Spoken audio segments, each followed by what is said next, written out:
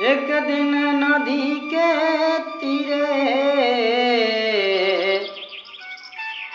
जात रहनी धीरे धीरे हो।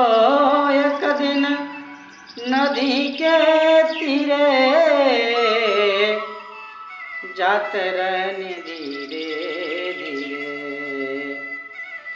हम आँखी देखनी हो। हम आँखी देखनी सुंदर शरीर आयगिया में जरेलये श्याम। हम आँखी देखनी सुंदर शरीर आयगिया